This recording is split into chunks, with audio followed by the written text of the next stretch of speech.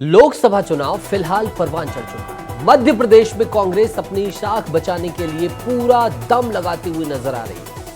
अपने स्तर पर कांग्रेस जोर शोर से प्रचार प्रसार कर रही है। इसी कड़ी में राहुल गांधी आज भिंड पहुंचे। हाथों में संविधान लेकर राहुल गांधी ने बीजेपी पर जमकर हमला बोला। इसके साथ क्या हुआ, ये सब कुछ देखने के लिए इस स्पेशल रिपोर्ट को देखिए।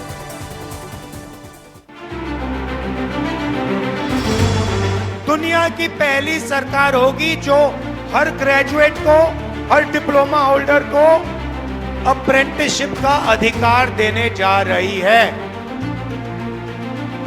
साल के 1 लाख रुपया हर बैंक अकाउंट में जाएगा। पिछड़ों को, दलितों को, आदिवासियों को, गरीब जनरल कास्ट के लोगों को जो भी कुछ मिला है इस किताब के कारण मिला है। लोकसभा चुनाव को लेकर कांग्रेस पहले की भांति ज्यादा एक्टिव मोड में नजर आ रही है। छत्तीसगढ़ और मध्य प्रदेश में कांग्रेसी दिग्गजों के लगातार दौरे हो रहे हैं। राहुल गांधी, प्रियंका गांधी और मल्लिकार्जुन खड़गे ताबड़तोड़ चुनावी प्रचार में व्यस्त हैं। कांग्रेस के स्टार प्रचारक राहुल गांधी ने भिंड में कांग्रेस प्रत्याशी के समर्थन में जमकर चुनावी प्रचार किया। भिंड में आयोजित सभा में राहुल गांधी ने कहा कि यदि इंडिया गठबंधन की सरकार बनती है तो वो हर महिला को लखपति बनाएंगी। महिलाओं के खाते में हर माह 8,500 रुपए डाले जाएंगे। साथ ही युवाओं को 1 साल की पक्की नौकरी अप्रेंटिस के माध्यम से मिलेगी। अगली हिंदुस्तान की सरकार, इंडिया गठबंधन की सरकार, पहली बार दुनिया में पहली सरकार होगी जो इन महिलाओं को, ये जो घर में काम करती हैं, 8 घंटे जो भविष्य की देखभाल करती हैं, उसके लिए पैसा देने जा रही है। साल के 1 लाख रुपया हर बैंक अकाउंट में जाएगा। भिंड में राहुल गांधी ने अपने संबोधन में प्रधानमंत्री नरेंद्र मोदी और गृह मंत्री अमित शाह पर जमकर निशाना साधा। राहुल गांधी ने लोकसभा चुनाव को विचारधारा की चुनाव बताते हुए संविधान बचाने की बात कही। इस मामले पर राहुल गांधी ने संविधान की किताब दिखाकर बीजेपी पर आरोप लगाया कि वो इसे खत्म करना चाहती है। पिछड़ों को, दलितों को, आदिवासियों को, गरीब जनरल कास्ट के लोगों को जो भी कुछ मिला है इस किताब के कारण मिला है। और अब प्रधानमंत्री ने, अमित शाह ने और उनके अलग अलग एमपीज ने मन बना लिया है कि अगर वो चुनाव जीतेंगे तो वो इस किताब को फाड़ के फेंक देंगे।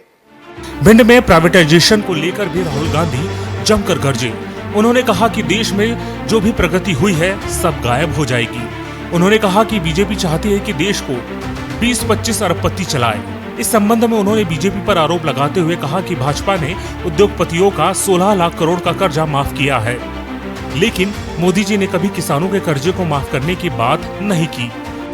अगर आप रिजर्वेशन के खिलाफ हो तो आपको ना अग्निवीर योजना लानी थी, ना प्राइवेटाइजेशन करना चाहिए, ना आपको ठेकेदारी प्रथा लागू करनी चाहिए। ये सब के सब काम रिजर्वेशन के खिलाफ काम करे जा रहे हैं। आप अरबपतियों का कर्जा माफ कर देते हो। 16 लाख करोड़ रुपया, भाइयों और बहनों, 16 लाख करोड़ रुपया 22-25 लोगों का नरेंद्र मोदी जी ने कर्जा माफ किया है।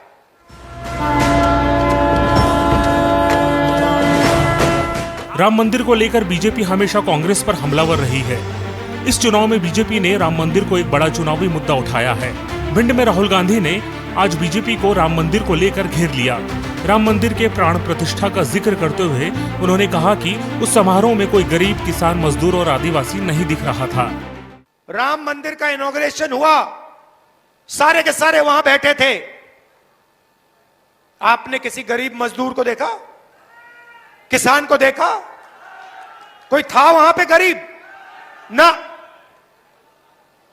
वहां पे हजारों करोड़ वाले आदमी थे वहां पे बॉलीवुड के सारे एक्टर थे, वहां पे हिंदुस्तान की क्रिकेट टीम बैठी थी, मगर इस देश का एक किसान नहीं दिखा, एक मजदूर नहीं दिखा, एक छोटा दुकानदार नहीं दिखा, एक पिछड़े वर्ग का व्यक्ति नहीं दिखा, एक दलित नहीं दिखा, एक आदिवासी नहीं दिखा, एक गरीब जनरल कास्ट का नहीं दिखा।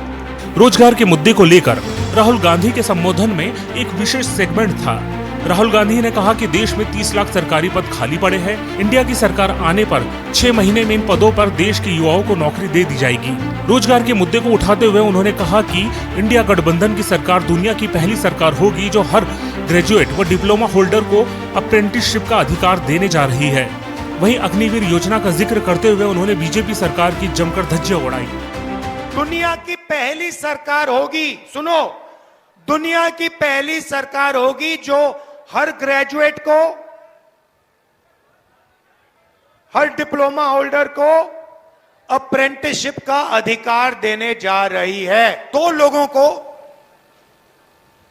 आप युद्ध में भेज रहे हो, एक से आप कह रहे हो कि देखो भैया, अगर आपको कुछ हुआ तो हम हिंदुस्तान की सरकार और हिंदुस्तान की सेना आपके परिवार की रक्षा करेंगे, आपके बच्चों की रक्षा करेंगे, और जो भी सुविधा आपको चाहिए आपके परिवार को हो, सुविधा, जिस भी सुविधा की जरूरत होगी वो आपको मिलेगी। और दूसरे जवान से कह रहे हैं कि भैया देखो, अगर आपको कुछ हुआ तो आपको कोई पेंशन नहीं मिलेगी, कोई मदद नहीं मिलेगी, आप शहीद हो गए तो हो गए। आपको बता दें, तीसरे चरण में मध्य प्रदेश की 9 सीटों पर चुनाव होने हैं। ऐसे में जहां एक और मध्य प्रदेश में कांग्रेस बिखर रही है, देखना दिलचस्प हो जाता है कि कांग्रेस में बिखराव के बीच राहुल गांधी इन दौरों का चुनाव पर क्या प्रभाव पड़ता है।